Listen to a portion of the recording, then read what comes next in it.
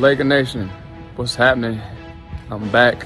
Glad to be. Los Angeles Lakers. Well mga ka-One Stories, opisyal na nga pong nakuha nila bilang head coach si JJ Redick. Ito nga matapos ang ilang araw na espekulasyon tungkol dito. Marami nga po ang natuwa, marami rin naman ang nainis ng mga fans dahil isa nga itong first timer na head coach. Pero ayon nga sa Lakers, ang rason nga nila, naniniwala ito na malaki ang tsansa nga si JJ Redick ang makabagong Erik Spoelstra ng Los Angeles Lakers. Pero ang good thing dito, may isasama at ibabalik na naman nga ang Lakers ng mga dating player para samahan si JJ Redick sa coaching staff. Sila nga sina Rajon Rondo at Jared Dudley. Tara na't pag-usapan natin yan at talakayin ang balitang susunod na nga pong ititrade ng Chicago Bulls sina Zach LaVine at DeMar DeRozan. Pero bago yan, please don't forget to hit the notification bell at mag-subscribe sa aking channel. Well, as we all know mga ka-One Stories, nauna na nga pong na-trade ng Chicago Bulls si Alex Caruso papunta sa OKC Thunder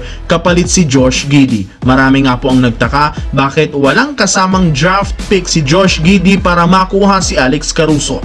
Ika nga ng mga ESPN analysts, jackpot nga daw sa naging trade ng Oklahoma na nagpapatunay lamang na pinalakas ngayon ang backcourt defense nila. At syempre sa parte na naman ng Chicago Bulls, mukhang ito ang team ngayon ang pinaka-aktibo na gumawa ng trade ngayong off-season. Sa katunayan, ayon nga sa isang source, may 3 pang susunod na trade na gagawin ng Bulls front office. Ika nga ng isa at ika ng lahat, Zach LaVine at DeMar DeRozan. Well, kung pagbabasihan natin ang ginagawa ngayon ng Chicago Bulls, masasabi nating nasa rebuilding process na sila. Nauna na nga po si Caruso at malaki ang tsansang sumunod na ang alinman kina Zach LaVine at DeMar DeRozan na malaki ang value sa trade market. At yan ang ating aabangan dahil isa ang Warriors at Lakers sa mga teams na naibalitang interesadong mag-inquire para makuha ang isa sa kanilang dalawa. Malaki rin naman ang impact ni Zach LaVine bilang isang gwardiya na maaasahan mo sa opensa habang si DeMar DeRozan naman,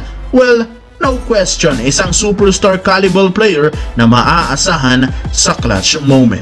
Sa kabilang banda naman tungkol sa Los Angeles Lakers. Well, ngayong araw nga po inanunsyo na ni Adrian Wojnarowski ang balita na kinuha na nga po ni Rob Pelinka si JJ Redick para hawakan ang head coach position ng kanilang prangkisa. Pumirma nga ito ng 4-year deal at ayon sa isang source, kinausap muna nga po ni JJ Redick si Anthony Davis bago tanggapin ang offer sa kanya ng Lakers. Mukhang maganda ang panimula ito para sa coaching staff ng Lakers, and ang good news dito, ni-request naman ni Redick na kukunin niya bilang assistant coach si Rajon Rondo kasama si Jared Dudley na sinang-ayunan rin naman ni Anthony Davis. Ayon nga sa isang report mga ka-One Stories, kukuha nga po ang Lakers ng mga veteranong coach na magsisilbing advisor ni JJ Redick, at isa nga si Rondo at Dudley sa mga dating player na ngayon assistant coach na alam kung paano gumawa ng mga offensive at defensive scheme dahil na rin sa kanilang experience. Ang dalawang ito parte rin ng championship lineup ng Lakers noong 2020 na talaga namang masasabi nating magandang kombinasyon para sa bubuhing staff